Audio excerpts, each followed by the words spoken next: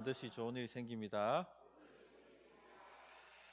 오늘은 우리 믿음을 돕기 위해서 임하시는 하나님이란 제목으로 말씀을 나누려고 합니다. 기억나시는지 모르겠습니다만 창세기 17장 설교할 때 하나님께서 우리 믿음을 강화시키시기 위해서 임하신다, 나타나신다 하는 말씀을 나누었습니다.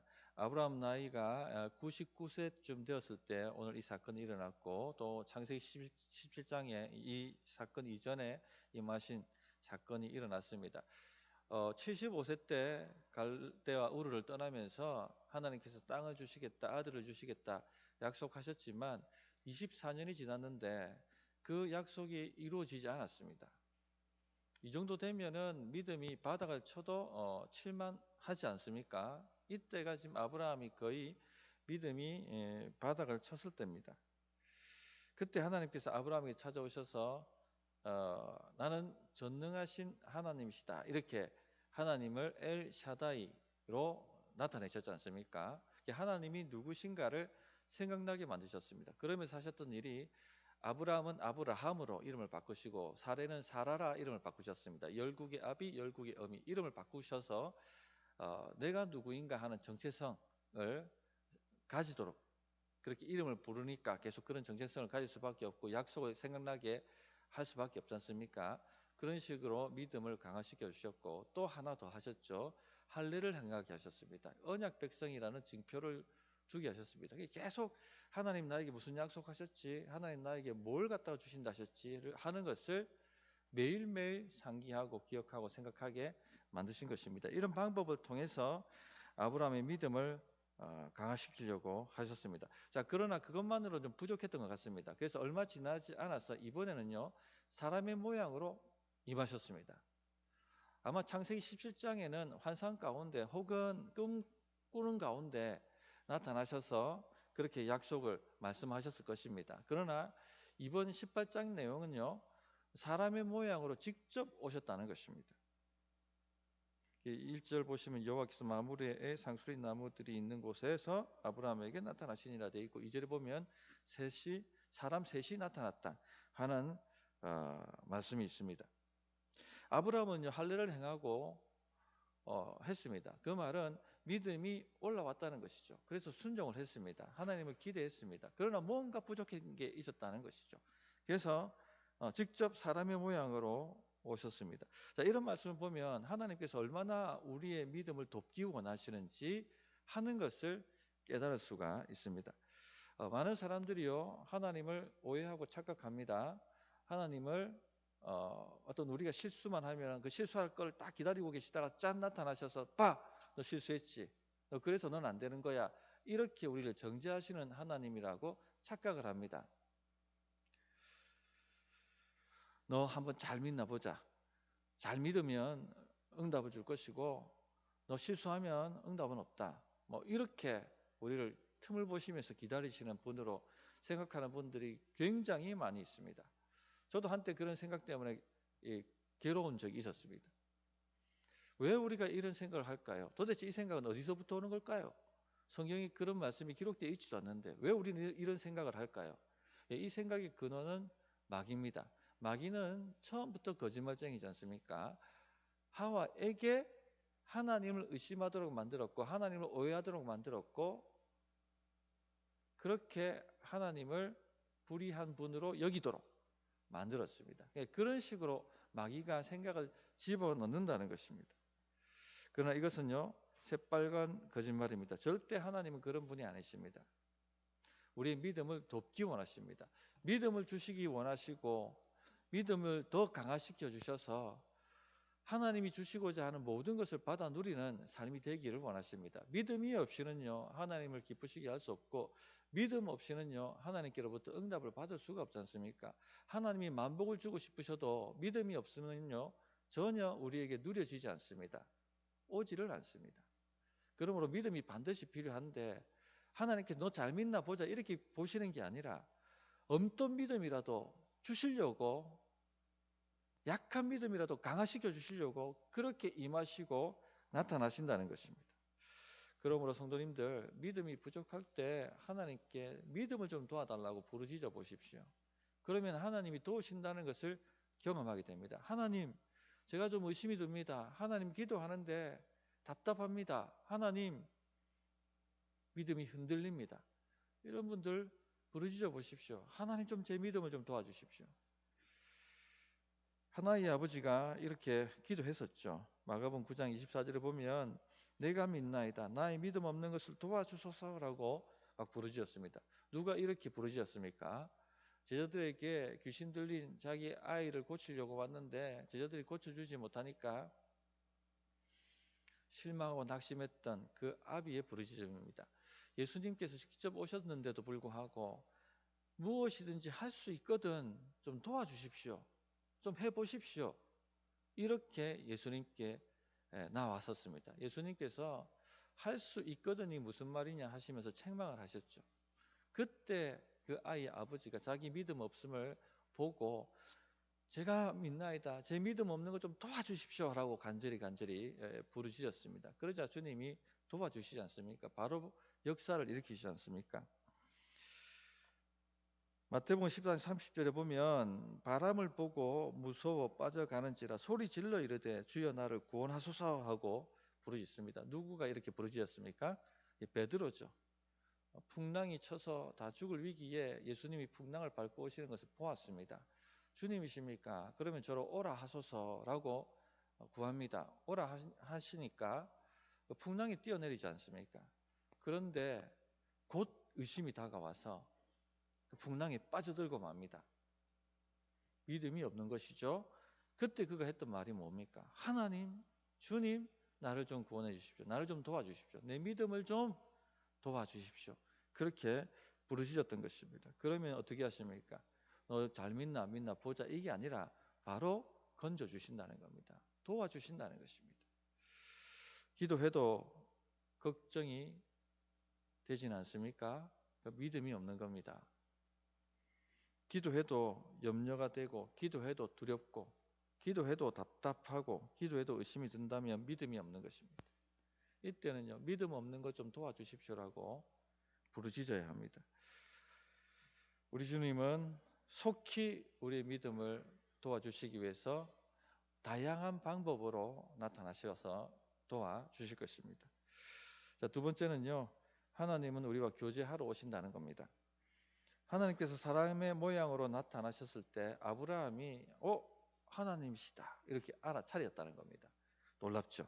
2절 보시면 눈을 들어 본즉 사람 셋이 맞은편에 서 있는지라 그가 그들을 보자 곧 장막문에서 달려나가 영접하며 몸을 땅에 굽혀. 지금 아브라함이요 318명이나 되는 사병을 거느린 족장입니다. 그리고 지금 나이가 99세입니다. 그런데 이 318명의 사병을 거스린 세력이 있는 아브라함이, 그것도 나이가 99세인 사람이요, 이 세 사람 보고요 달려나가서 이 자기 몸을 땅에 굽히고 영접을 합니다.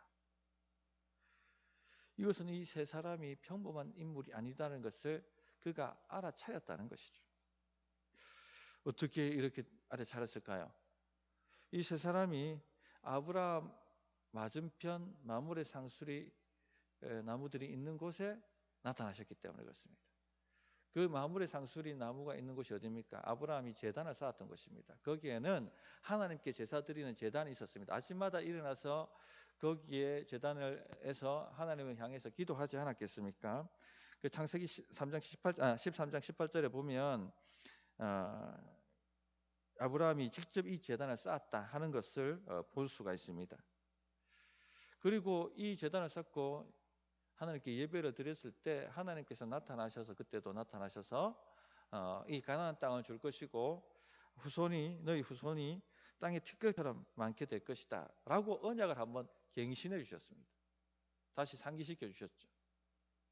그러니까 이 제단, 마므레 상수리 나무 아래에 있는 이 제단, 그 제단을 늘 기도하며 하나님 바라보던 곳이었으니까 거기에 세 사람이 갑자기 나타나니까 알아차린 것이죠.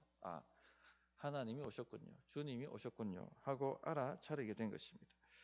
그래서 3절부터 5절에 보면 아브라함이 이런 얘기합니다. 이럴 때 내 주여 내가 주께 은혜를 입어 싸우면 원하건대 종을 떠나 지나가지 마시옵고 물을 조금 가져오게 하사 당신들의 발을 씻으시고 나무 아래 서시소서.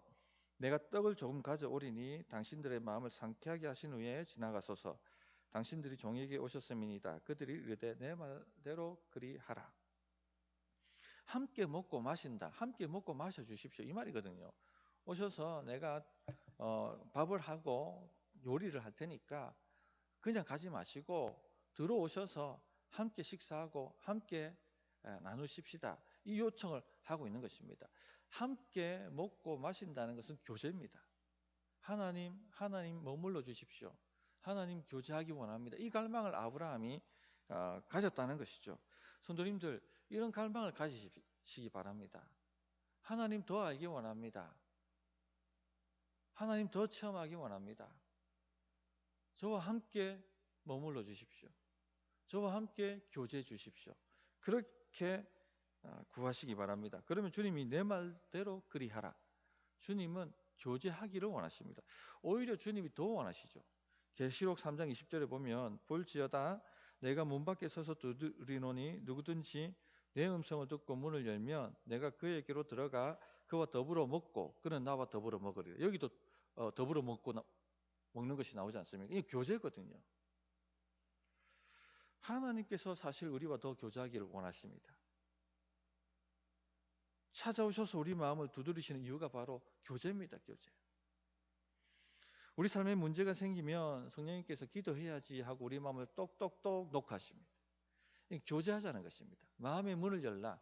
그러면 내가 너에게로 들어가고 너와 함께 더불어 먹으리라. 주님이 우리에게 때때로 고난도 주시고 위기도 찾아오게 만드시고 이런 경험을 하게 하셔서 기도로 이끄시는 이유는요. 교제하자 하고 두드리시는 것입니다. 하나님은 정말 우리와 교제하기를 원하십니다. 우리는 이 문제 해결하려고 애를 쓰지만 하나님은 이 문제 해결하는 게 문제가 아니에요. 이것을 넘어 하나님과 교제하는 사람이 되도록 만들기를 원하시는 것입니다. 한나가 자식을 낳지 못했지 않습니까? 분인 나는 자식을 낳고 그리고 분인 나는 한나를 조롱하고 모욕합니다. 한나가 얼마나 분이 찼겠습니까? 마음이 상했겠습니까? 그래서 처음에는 이 상한 마음 때문에 이 분노 때문에 하나님께 나아가서 나도 자식 좀 주십시오. 그렇게 기도하고 부르짖었습니다. 그래서 매년 절기 때마다 올라가서 제물을 드리면서 하나님께 그렇게 탄식하며 기도했습니다. 처음에는 이 원통에서 이 원통한 문제를 해결하기 위해서 이 고난의 문제를 해결하기 위해서 나아갔습니다. 그럼 나중에 기도가 어떻게 바뀝니까? 나도 내 아들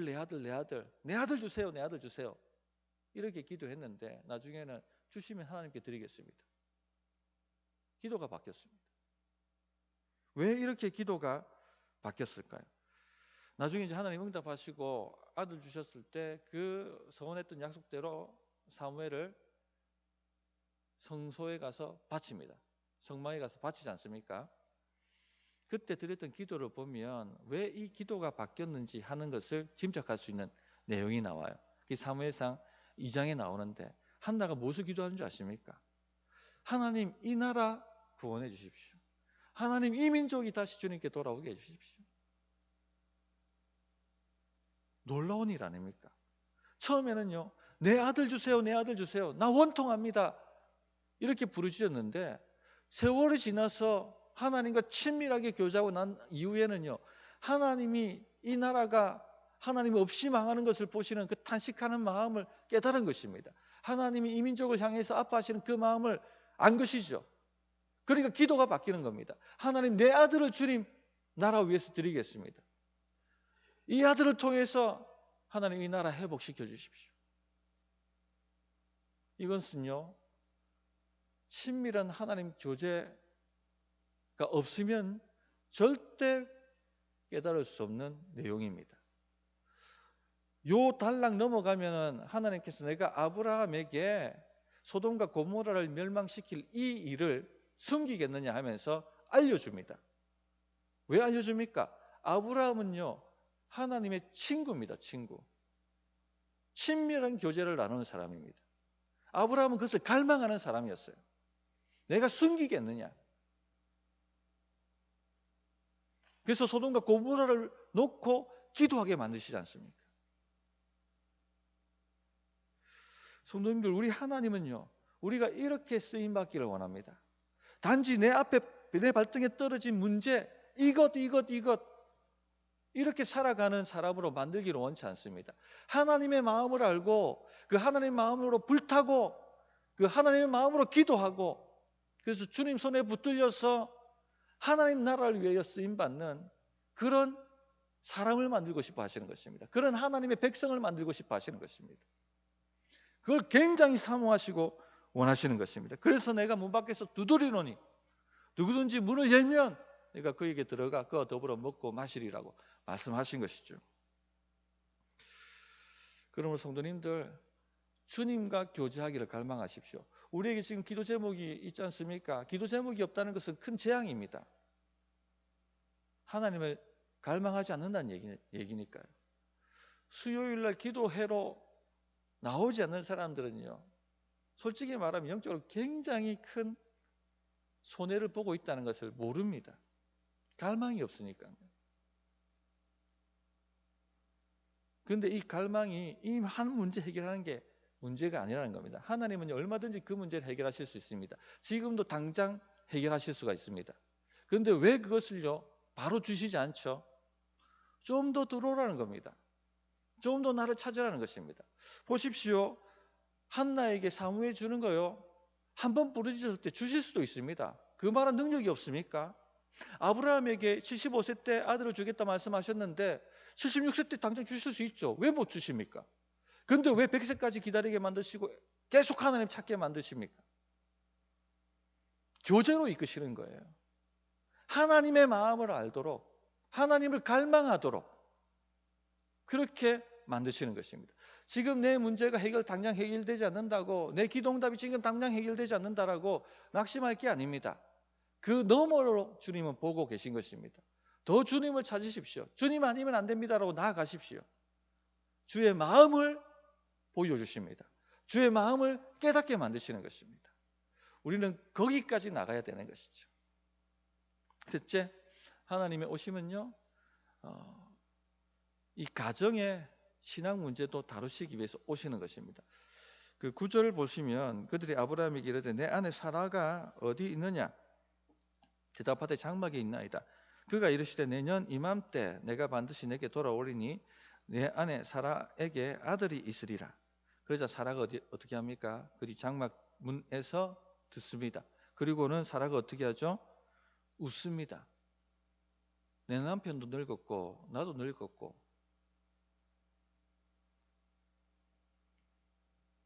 내게 무슨 즐거움이 있겠느냐 하고 비웃습니다. 자, 왜 17장에 그렇게 말씀하셨는데 다시 얼마 되지 않아서 사람의 모양으로 나타나셨느냐?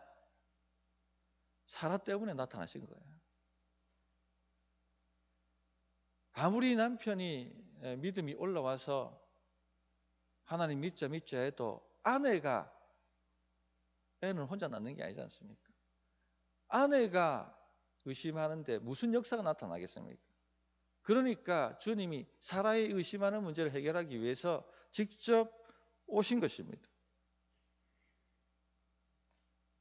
그래서 13절에 보면 여호와께서 아브라함에게 이르시되 사라가 왜 웃으며 이르기를 내가 늙었거늘 어떻게 아들을 낳으리요 하느냐. 숨어서 웃고 있는 것을 다 알고 계신 것이죠. 얼마나 사라가 깜짝 놀랐겠습니까? 그러니까 내가 안 웃었습니다라고 부인합니다. 아니라 네가 웃었느니라. 이 일을 경험하고 사라가 회개했을 것입니다. 놀랐을 것입니다. 이렇게 사라의 믿음 없는 문제를 해결해 주시는 것입니다. 우리 가정에도요, 남편 신앙 좋은 남편 혼자서 북치고 장구치고 할 수 있는 문제가 아닙니다. 아내가 믿음으로 받쳐줘야 되고 또 믿음 좋은 아내가 혼자서 북치고 장구친다고 해결될 문제가 아니죠. 남편이 받쳐줘야 되고 또 자식들이 받쳐줘야 되고 이런 문제가 있다는 겁니다. 주님이 분명히 약속하셨지 않습니까? 주 예수를 믿으라. 그러하면 너와 내 집이 구원을 받으리라. 너 혼자 구원받는다고 말씀하신 것이 아니라 너와 내 집이 구원받으리라고 말씀하셨지 않습니까? 그 말은 너와 내 집, 너와 너의 자녀와 너의 배우자와 그 모든 신앙 문제를 내가 책임져 주겠다. 내가 해결해 주겠다라는 말씀이거든요. 그러므로 성도님들, 주님이 오시도록 부르짖으십시오. 배우자의 신앙 문제 때문에 답답해 하시는 분들 많지 않습니까?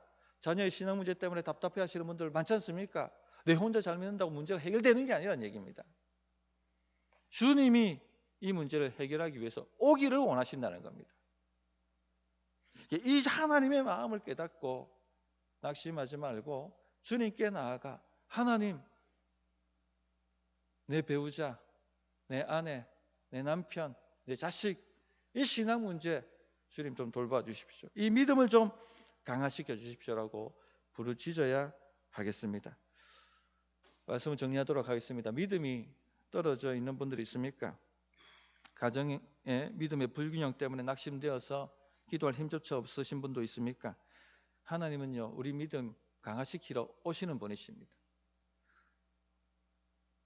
우리의 믿음 없음을 도와주시는 분이십니다. 우리의 의심을 다루시고 조치하시는 분이십니다. 그러므로 주님 도와달라고 부르짖어 보시기 바랍니다. 주님의 교제 자리를 사수해 보시기 바랍니다. 그런 놀라운 은혜가 우리 성도님들이 있기를 바랍니다. 자, 말씀을 붙들고 기도하십시다.